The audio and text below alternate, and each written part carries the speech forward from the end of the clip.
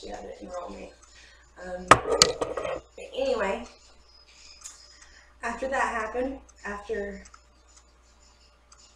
like 2 years later for being gone and abducted by a woman that I'm not too fond of, I don't have nothing against her. I do not hold anything against her, but I have no relationship with that woman whatsoever. I don't. But anyway, I've tried to have a relationship. I have given her chance after chance after chance, but she does the same thing she's always done since I was a baby. So yeah. Rejection. I'm not really used to it because it just gets under my skin. I hate rejection. Anyway, so I came back and everybody was like, yes, you're back. And actually before I came back, a month before I came back, Missy ended up getting my sister somehow and convincing her to come stay with us. And not even a month later, she was like, I'm gonna, we're gonna move back to Lenore, so we're gonna have to stay somewhere. But where I'm staying, there's not enough room for all of us, so you're going back to Angela and Jerry, and I'll pick you up in 2 weeks. Well, 2 weeks went by, she wasn't there. So Daddy Jerry called where she was supposed to be staying at and said, hey, let me talk to Missy because I need to find out if I need to go ahead and enroll them because school was getting ready to start, or let Missy enroll them because they were going to let her step up to be a mom. But it was Annie Dawson, my grandma, which I don't have any relationships on my biological mom's side of the family at all, and that was her side of the family. And she was like, oh, I ain't seen Missy in like 3 months, and last thing I heard about her was she was back with Matt. And I won't get into why she was back with him and why she wasn't allowed to be with him. But I'm pretty sure you can use your imagination. But they wasn't allowed to be together, and DSS got involved. But and took me out of the home because until she got left them and took out a restraining order. And anyway, back to what I was saying. I came back to Lenore, and everything was happy-go-lucky until, the whole, oh, I don't know where your mom is, sorry, she took care of me for like 2 years trying to make a relationship and then just dropped you like it was hot. But, it kind of hurt, but I was happy because the Maddies was back in my life. My daddy Jerry was back in my life. Angela was back in my life, and she was just as happy and good to me. And see, Angela, she was a good mom. She was a great mom when she wasn't so hateful and aggravated all the time, but she had a lot on her because she was taking care of grown men like she was his nurse instead of his wife. So I can understand that. But I can understand her anger and her aggravation, and me being rebellious didn't help. But anyway, it was good for a while in between me and Angela until I got comfortable again and was being rebellious, and I got hanging out with the Maddies again, and we got close again, and it was my sanctuary up there and my family, and they always talked to me and supported everything that I loved and wanted to do, and they never, misunderstood me. They always understood where I was coming from, and I love them. I'll always love them. They'll always have a place in my heart, forever. I'll be living the Maddies after I'm dead and gone.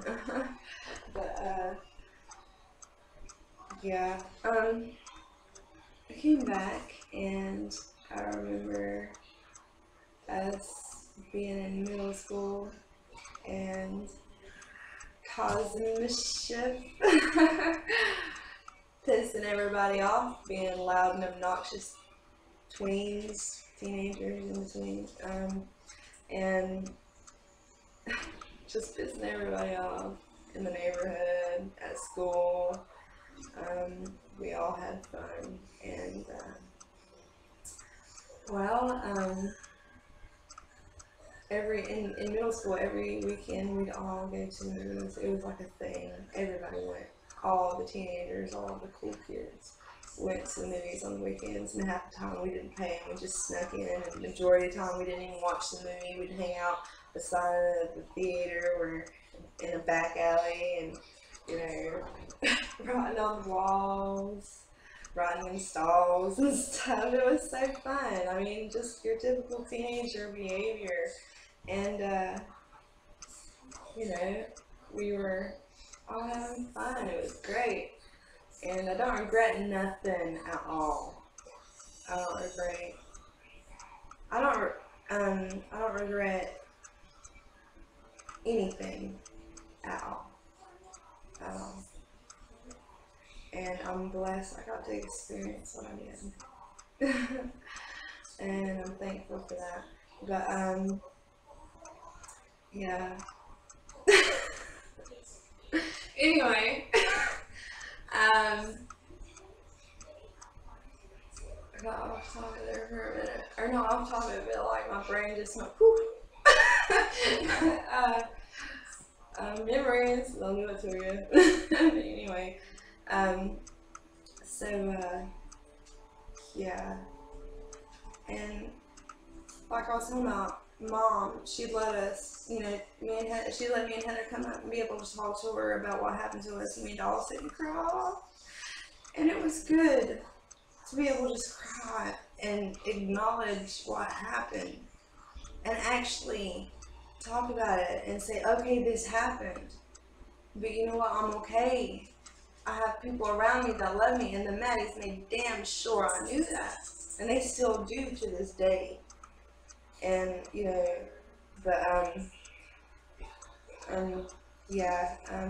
wow, I completely lost track of what I was talking about again. Anyway, let me think about it.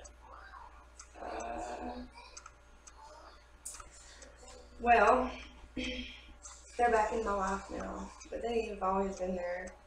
I know I get scared sometimes because it's where, like I always say, when stuff happens to you in your life, especially really traumatic things, there's 3 ways it can go. One way, you're really messed up. I mean, just like gone. I mean, not gone, but like twisted. It twists you, and you can't register, come back to who you was, and it messes with you for life.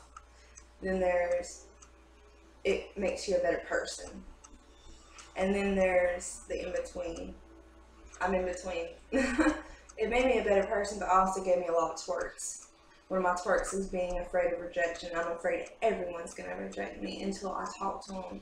And I get a little bit comfortable, but then there's certain things I won't say, certain things I won't do. Like, I will not call myself a Maddie because I'm not blood related to them, and I don't know if that's a line that I can or cannot cross.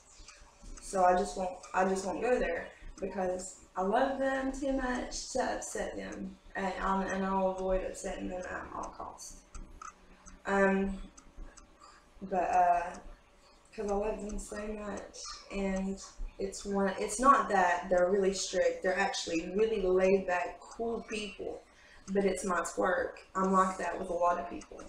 It's where I was abandoned so many times by so many different people.